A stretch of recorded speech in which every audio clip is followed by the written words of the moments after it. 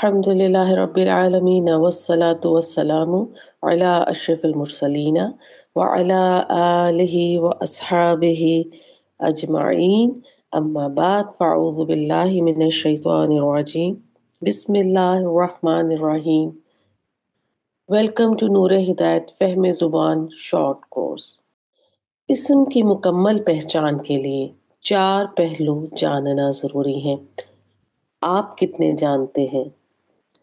عربی میں اسم صحیح استعمال کرنے کی کنجیاں ہیں وسعت، عدد، جنس اور اعراب۔ ہمارا آج کا ٹاپک ہے اسم اور اس کے بنیادی پہلو۔ اسم جملے کا بنیادی جز ہے۔ اسم کے بغیر جملہ مکمل نہیں ہوتا۔ درست استعمال کے لیے اس کے پہلو جاننا ضروری ہے۔ اسم کو جملے میں درست طریقے سے استعمال کرنے کے لیے اسم کے 4 پہلوؤں کو جاننا بہت ضروری ہے۔ وسعت کیپیسٹی، عدد نمبر، جنس جینڈر، اعراب اسٹیٹس۔ اب یہاں سے ہم نے ان کی ایک کی بنا لینی ہے۔ C for capacity, N for number, G for gender, S for status.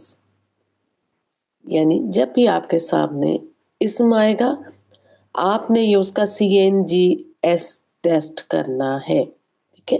یعنی اس کی یہ چاروں چیزیں دیکھنی ہے۔ اب ہم ان چاروں کو ایک ایک کر کے سمجھتے ہیں۔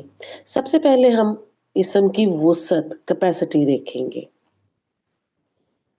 یعنی اسم معرفہ پراپر ناؤن ہے یا نکرہ کامن ناؤن۔ پھر ہم اسم کا عدد نمبر دیکھیں گے۔ اسم واحد سنگولر، مثنیٰ ڈوئل یا جمع پلورل ہو سکتا ہے۔ انگلش اور اردو میں آپ نے واحد اور جمع کا کانسیپٹ سیکھا ہے۔ یہ مثنیٰ کا کانسیپٹ آپ کے لیے نیو ہے۔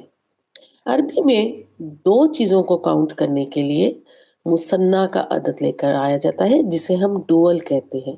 یعنی جب آپ نے 2 چیزوں کو کاؤنٹ کرنا ہے تو آپ مثنیٰ کا صیغہ لے کر آئیں گے۔ پھر ہم اسم کی جنس کو دیکھتے ہیں۔